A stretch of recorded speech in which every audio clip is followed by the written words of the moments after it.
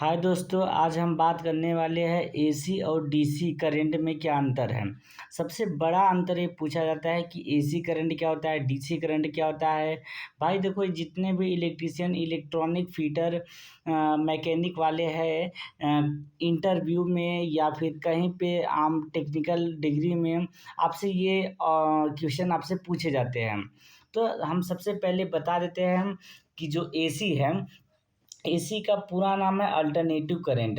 जैसे कि यहाँ पे दिखाया गया है, एसी का पूरा नाम है अल्टरनेटिव करंट, जिसे हम हिंदी में कहते हैं प्रत्यावर्ती धारा। और डीसी का पूरा नाम होता है डायरेक्ट करंट, जिसे हम कहते हैं दृष्टि धारा। ठीक है दोस्तों। अब एसी एसी में हमारे कितने फेस होते हैं? एसी में 3 फेस होते हैं। और डीसी में कितना फेस होता है? डीसी में बिल्कुल भी फेस नहीं होता है। डीसी में फेस जब भी पूछा जाता है, शून्य होता है। ठीक है दोस्तों। अगला प्रश्न क्या है? डी एसी में फेस और न्यूट्रल होता है। अगला अंतर यही है कि एसी में फेस और न्यूट्रल होता है, जबकि डीसी में पॉजिटिव और निगेटिव होता है। और क्या है? एसी में केवल 3 फेस होते हैं। उन फेस का नाम है R Y B. R Y B. R का मतलब हो गया दोस्तों, आर का मतलब हो गया रेड, वाई का मतलब हो गया येलो, बी का मतलब क्या हो गया? ब्लू हो गया। ठीक है दोस्तों।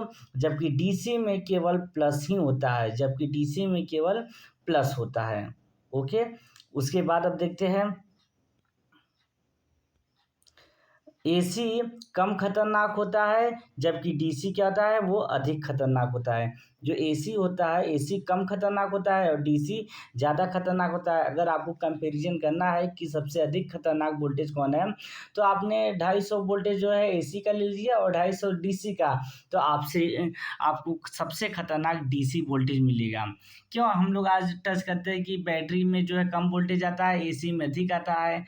ऐसा कुछ नहीं होता। बैटरी 12 वोल्ट का हम लोग लेते हैं और एसी वाला जो 250 वोल्ट।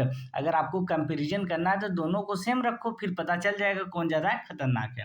चलिए, अगला पॉइंट क्या है? एसी जो है 33,000 वोल्टेज होता है। जो एसी में वो होता है उसमें वोल्टेज कितना? 33,000 वोल्टेज। जबकि डीसी में 650 ही वोल्टेज होता है। और क्या अंतर है?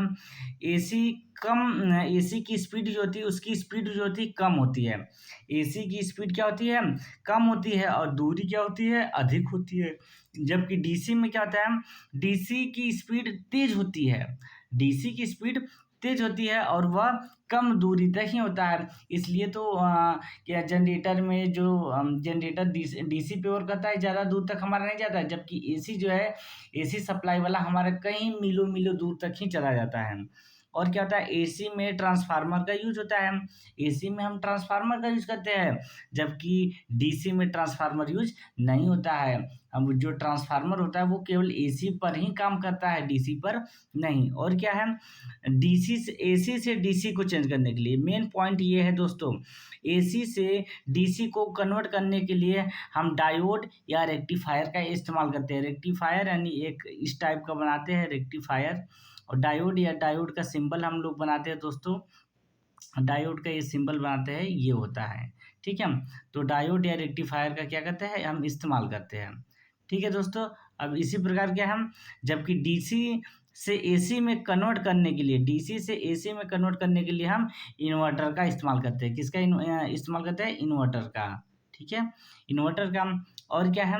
धारा का मान, एसी में जो है धारा का मान तथा दिशा समय के साथ बदलता है, जबकि डीसी में धारा का मान और दिशा नियत रहता है, ये समय के साथ नहीं परिवर्तित होता है। तो ये हमारे 10 जो है इम्पोर्टेंट अंतर थे।